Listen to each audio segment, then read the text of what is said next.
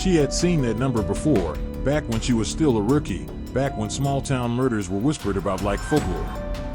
The file had gone cold in 1987. A young girl named Ruth Miller, 16, vanished from her family farm outside Pine Hollow, Kentucky. The case went nowhere. No body. No leads. Just silence and a single dirt road that led nowhere. Now, nearly 4 decades later, someone had requested the file be reopened. No name, no explanation. Just an anonymous signature for justice. The Miller farm sat in ruin, hidden behind miles of overgrowth and barbed wire. Eleanor's boots sank into the mud as she stepped out of her SUV, flashlight cutting through the mist. The air smelled of wet earth and decay. Inside the house, time had stood still. Furniture covered in sheets, old family photos blackened by mildew. A table still set with dishes from a dinner that was never finished. On the wall, a calendar frozen on October 1987. She brushed the dust off an old picture frame, Ruth smiling in front of a barn, her eyes bright, the sun behind her.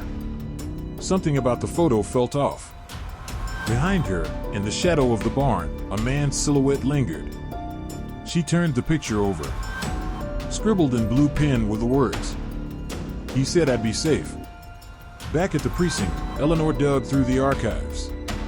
Case 97 had been handled by Detective Hank Dorsett, long retired, now living alone in a trailer near Lake Erie. But something didn't add up. The original witness statements were missing. Every record from the week Ruth disappeared was altered or replaced. At the bottom of the file was a single note. Evidence box 97, destroyed. Destroyed. By whose order? The signature was blurred, but Eleanor caught the initials, HD. Her heart sank. Hank Dorsett answered the door in silence. The years had carved deep lines into his face. He looked at Eleanor with the weariness of a man who had buried more truth than he'd ever told. Case 97, he asked, voice trembling. You should have left it dead. I can't, Eleanor said. Someone reopened it. He took a long drag from his cigarette and stared at the floor. Then it started again, he whispered. What started? He looked up, eyes haunted. They built the barn over her. Night fell over Pine Hollow. Eleanor parked by the remains of the Miller barn, the roof half collapsed, wind moaning through broken boards. Her flashlight swept across the ground and caught something glinting beneath the dirt. A locket. Rusted shut. Inside, a photograph of Ruth and another girl, arm in arm. On the back, an engraving. To my sister, love, L. Sister? But the records showed Ruth was an only child. Eleanor dug deeper. The soil was packed tight, unnaturally so. Beneath the surface, she found a wooden beam, and then, the corner of what looked like an old cellar door. When she pried it open, the air that escaped smelled like secrets long forgotten. Her flashlight beam trembled as it lit the space below. The cellar wasn't on any property map. Hand dug, lined with brick, reinforced with wooden beams. And there, in the far corner, lay a small child's shoe and a pile of bones wrapped in an old bedsheet. For a moment, Eleanor couldn't breathe. But something else caught her eye, carved into the brick wall. She isn't alone. Forensics confirmed it, the remains were Ruth's. But DNA results revealed something shocking, a second set of bones, buried beneath hers. The second body belonged to a girl only 12 years old. No record. No name. No missing report ever filed. Eleanor's mind raced. The locket. L, the engraving. Could it be a younger sister, one the Millers never told anyone about? She checked the town census records from 1987. Only one Miller child listed, Ruth.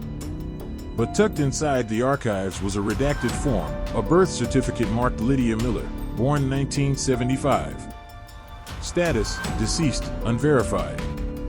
The Millers had hidden their daughter's existence. Why? Hank finally confessed what he could no longer hold. Back in '87, He'd uncovered evidence that Ruth had been targeted by a local circle of officials, men who met at the old Stonebrick Lodge on the edge of town. They called themselves the Order of Faith. They believed in cleansing sin through sacrifice and burying the impure to save the righteous. When Ruth tried to expose them, she disappeared. Hank found her body weeks later, but when he brought it to the sheriff, he was told to forget the girl. The sheriff was part of it, Hank said. We buried the truth, same as them. Only difference is, I never slept again. Eleanor drove to Stonebrick Lodge, now abandoned and swallowed by vines. Inside, the air reeked of mold and old whiskey. The walls were lined with photographs of Pine Hollow's founders, all men, all smiling. At the center, a stone plaque read, "The faithful are forever." Her flashlight flickered across the floor, and then she saw it. A circle of 6 chairs, each with initials carved into the wood. HD. JW. TR. CD. And ES. Eleanor froze. ES. Eleanor Shaw. The blood drained from her face. Someone had been expecting her. A soft click echoed behind her.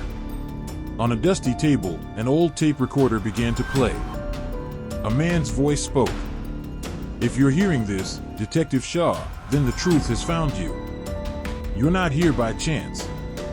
Your mother, Evelyn Shaw, was one of us. She tried to protect the girls, but she couldn't save them. Finish what she started." The tape ended with a faint sound, the metallic drag of a shovel through dirt. Beneath the lodge, Eleanor discovered a hidden basement sealed behind a false wall. Inside were boxes, dozens of them, each labeled with case numbers. Case 1 through 96. Each file detailed a missing person. All unsolved. All within a 50-mile radius of Pine Hollow. At the far end, a fresh box waited. Case 97, open. Inside, her photograph. A shadow moved behind her. Hank Dorset stepped into the light, gun drawn. His eyes were wet with guilt. "I told you not to come here," he said. "You knew," Eleanor whispered. "I had no choice," Hank said. "They threatened my family. They made me swear silence." Eleanor stared at him. "And now?" He looked at the boxes. "Now they're all gone but me. I can end it." He raised the gun to his head, and before she could stop him, pulled the trigger.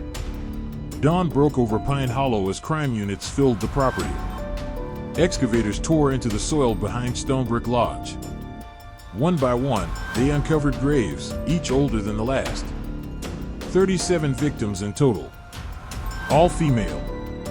All disappeared without a trace between 1950 and 1987. The buried truths of Case 97 had finally surfaced. But the question lingered, who reopened the case? Who sent the envelope?